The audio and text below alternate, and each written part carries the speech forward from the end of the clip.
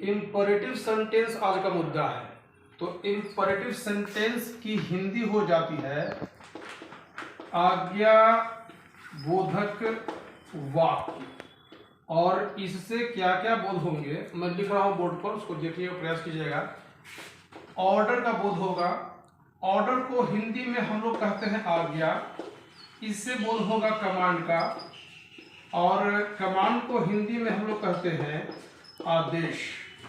Command और order दोनों एक ही है।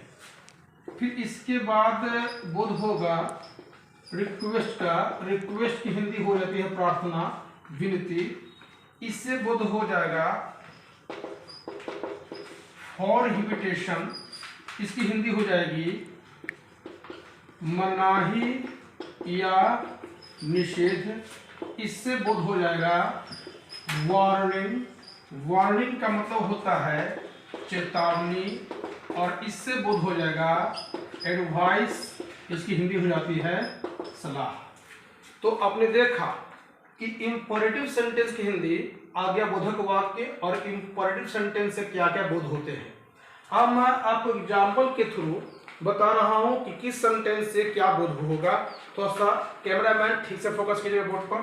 जैसे एग्जाम्पल हमने कह दिया ब्रिंग अ चेयर। इसकी हिंदी हो गई एक कुर्सी लाओ। तो पूरी तरह से यह जो है आपका ऑर्डर है या ये आपका कमांड है, ठीक है ना। दूसरी बात, यदि हमने कह दिया प्लीज या काइंडली गो देयर, तो जिस सेंटेंस में प्लीज या काइंडली लगा रहे, आप जानते हैं कि प्लीज और काइंडली रिक्वेस्टेबल वर्ड है, विनती सूचक शब्द है। तो जहां पर देखेंगे प्लीज और काइंडली लगा हुआ है, वर्ब लेकर के आया है, उससे 100% बोध हो जाएगा रिक्वेस्ट का।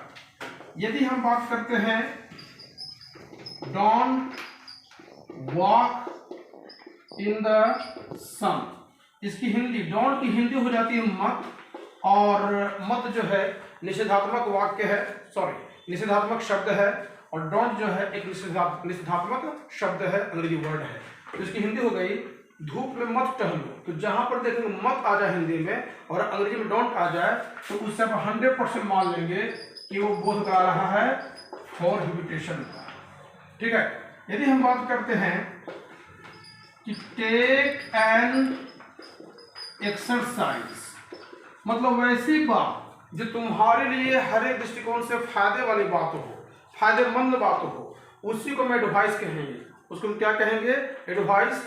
और टेक एन एक्सरसाइज की हिंदी हो गई व्यायाम करो। देखिए व्यायाम से मुझे बात याद आई, दिनकर ने कहा था स्वास्थ्य के बारे में कि पत्थर सी हो मांसपेशियां, लोहे सा भुजदंड अब है, नस नस में हो लहर आग की, तभी जवानी पाती जाए। तो ये दिनकर का कथन था स्वास्थ्य के प्रति। तो टेक एन एक्सरसाइज, व्यायाम करो। व्यायाम करोगे स्वस्थ तुम रहोगे, मांसपेशियां तुम्हारी लचीली बनेगी, मजबूत बनेगी, तुम आजीवन हेल्थी रहोगे। तो टेक एन एक्सरसाइज 100% पहुंची है, ये आपका एडवाइस है। यदि हमने कह दिया look mind it, look mind it की हिंदी हो गई देखो, याद रखो। तो किसी से हम वार्निंग, किसी को वार्निंग दे रहे हैं, किसी के प्रति चेतावनी है हमारी ओर से, तो इसको हम कहेंगे वार्निंग। तो आपने देखा कि इम्परेटिव सेंटेंस से इतने सारे सेंटेंसेस का बोध होता है। इसके बारे में बताएंगे आपको हम कल।